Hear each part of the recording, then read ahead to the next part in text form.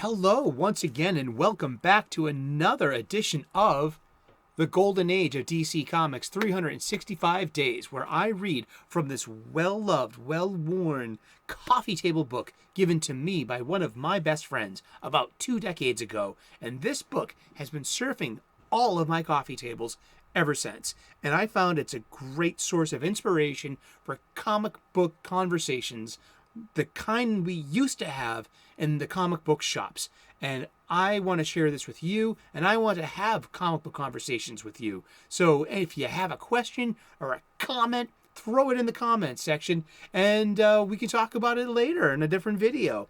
We're going to use this book for its intended purpose, where it's a page-a-day book. When we're going to open up to today's date, we're going to show the photo of the comic that we're talking about, read the blurb, and then we're going to talk about comic books for a few minutes. And we're going to talk about comic books every day for the rest of the year. So tune in tomorrow, 3 p.m. U.S. Eastern, and you'll see who we're talking about when we turn the page tomorrow. But before we get there, let's just, as always, the golden age of DC Comics, the age of the superhero, starts in 1938, and that runs until 1955. The Silver Age of comic books run from 1956 to 1970. The Bronze Age, I'm a Bronze Age baby, runs from 1970 to 1985.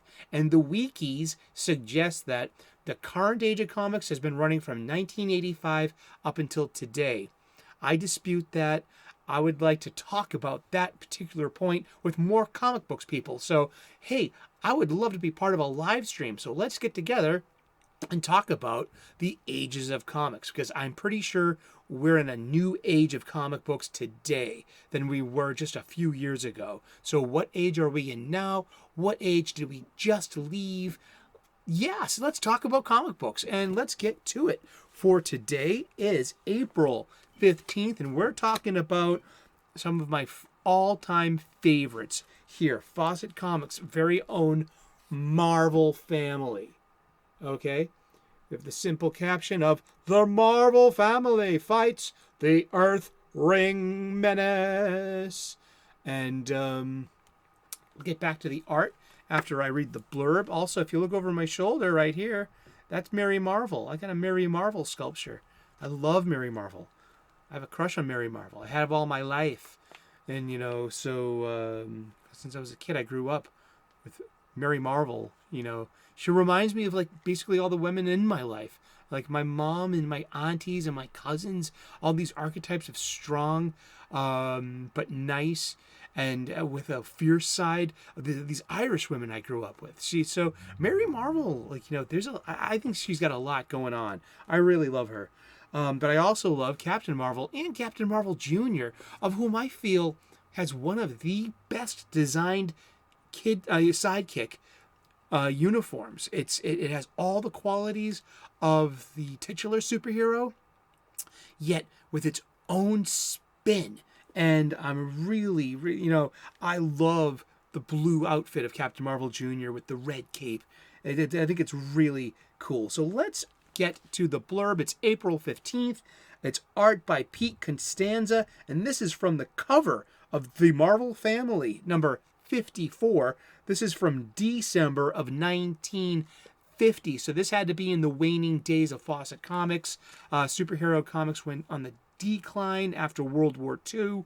There were, the Western took a big role of hero prominence in movies and in comic books, and but superheroes do come back in 1956 with the Silver Age, so don't you worry.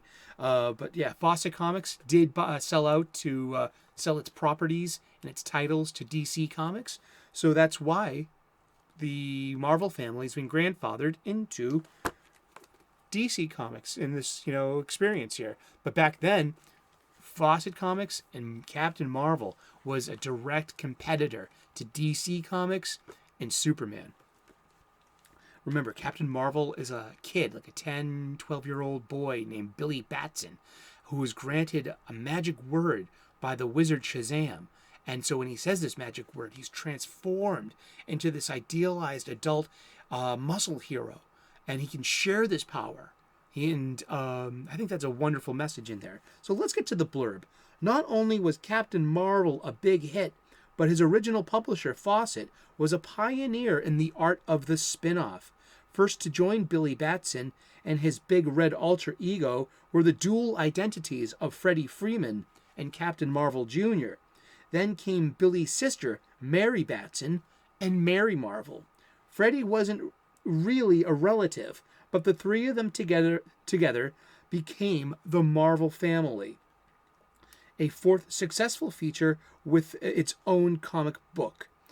There was even an Uncle Marvel who appeared from time to time, but he was an old fraud who had a costume but no powers. And there was also Hoppy the Marvel Bunny. He was anthropomorphic, and he was a bunny that shared the power of Shazam along with the Marvel family. And then there were there were three Uncles Marvel. There wasn't just one.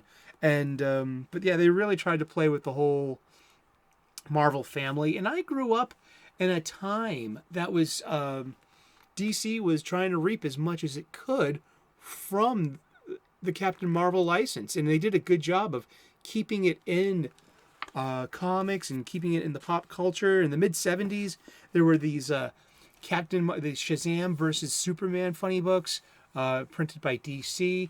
When I was a kid, I was a kid in the 1970s, and I grew up in front of the TV, about a foot away from it.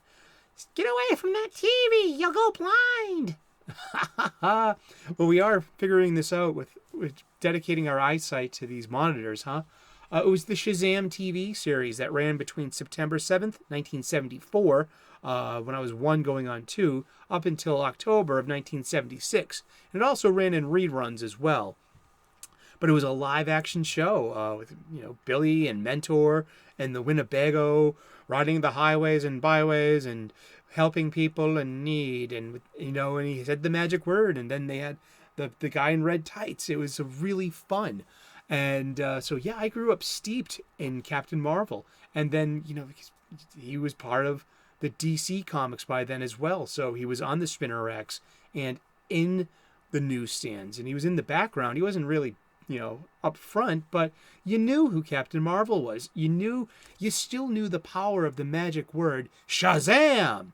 Yeah, seriously. Then in 1981 on NBC, I was 8 going on 9, and they had the Kids Superpower Hour with Shazam. So Shazam had his own cartoon that ran for 38 episodes in 1981, and they had in the show, the Marvel family, Mary Marvel, Captain Marvel Jr., Uncle Marvel, their tiger, Talking Tawny, who was this anthropomorphic tiger who talks and walks on 2 legs. And in the show, the team fights Dr. Savannah, Mr. Mind, Black Adam, and more. And I grew up literally on that. Then when I was in high school, Captain Marvel had a big comeback in what was known as Justice League in 1987, by Kevin Maguire and Jim DeMatteis and Keith Giffen. And it brought a sense of humor back into comic books. It was fun. Captain Marvel was in it, and he played a very naive superhero, and that's great because it played on the knowledge that he's Billy Batson. And but he was basically always shown as Captain Marvel, yet he never lost that childish naivete. He wasn't really savvy to adult things yet because psychologically he's not an adult. Seriously. And it was fun. He was there for a lot of comic relief, as though a lot of the characters were. And later on, about 2003 or so, there was the miniseries that brought it back for a little while, formerly known as the Justice League, and I can't believe it's not the Justice League. They were called the Super Buddies. They tried to get the band back together. They were running a superhero for hire out of a strip mall. It's just so funny, and it's so well drawn. And by then, Mary Marvel had taken the place of Captain Marvel, Billy Batson. And and she was actually in her white costume then. I love the white costume, and it's white with the white cape and the gold lightning bolt and white boots, and I think it's really awesome. And then came a little later on these crisis stories. We have something known as crisis stories. So anything with a crisis usually denotes dealing with the multiverse of DC Comics, which is a result of the golden age of DC Comics, from DC Comics buying and absorbing the properties of their competitors, such as Fawcett Comics here, such as Quality Comics, such as Charlton Comics. They all became their own universes and their own Earths, telling their own stories with their own heroes, but under the auspice of the publishing company. And so you could have crossovers through this idea of multiverse. And how by 2007 we have Grant Morrison's Final Crisis, and which I think is an amazing story. I have all the floppies, I have all the tie-ins. The art is just so well done. It was the day that evil won. And it's an interesting concept, an interesting conceit. Darkseid is always looking for the anti-life equation, which he disseminates on Earth through social media, through tablets, TV screens, and smartphones. And this was written in 2007.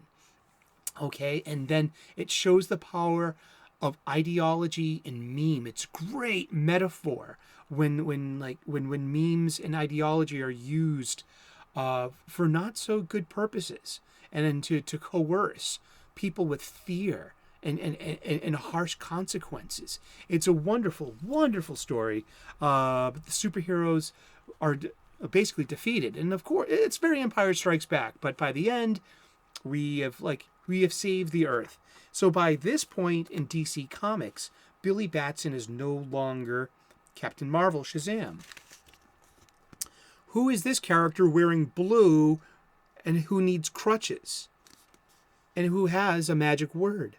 That's Freddie Freeman. Freddie Freeman is Captain Marvel Jr., so Freddie becomes the new Shazam by then. Freddie becomes the new Shazam. Yeah, and but also, while evil is winning, evil is also corrupting the minds of good people. So now you have good people, formerly heroes, who, after hearing and seeing the anti-life equation, they've been given a mind virus that reprograms them to see and fit and want to be part of the new ideology and this new world order led by Darkseid.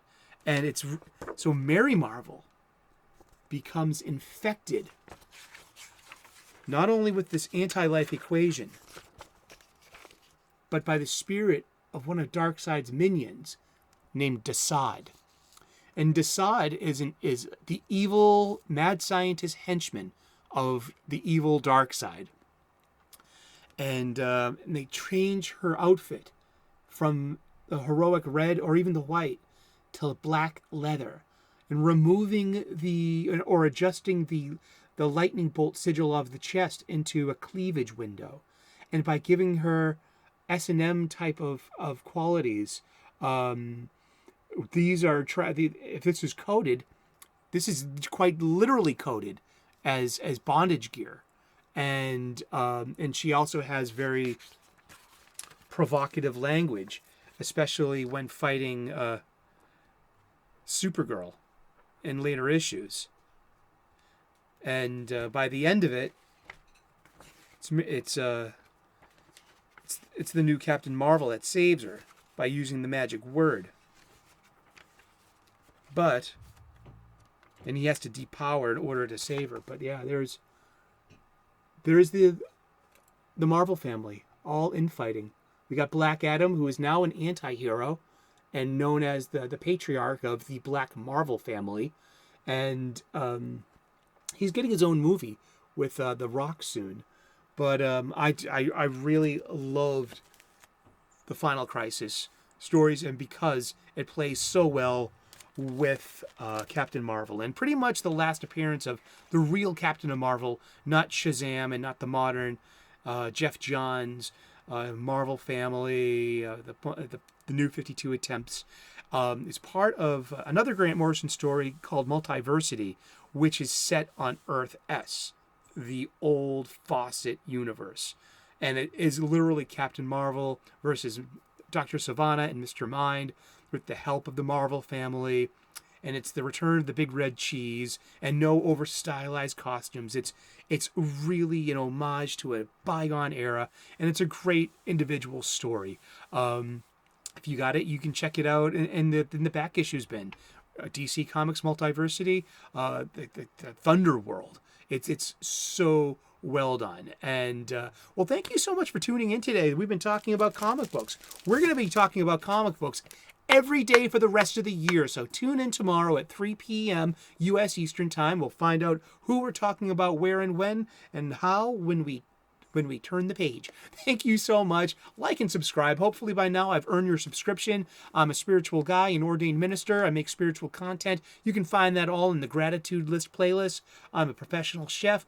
I share with you cooking hacks so you can make nutritious, delicious, and beautiful food at home for your loved ones at your table. Check out the playlist called What's Cooking. And we talk about comic books every day here on this channel. So thank you for tuning in. God bless, namaste, and good luck. See you tomorrow, okay? Cheers. Bye-bye.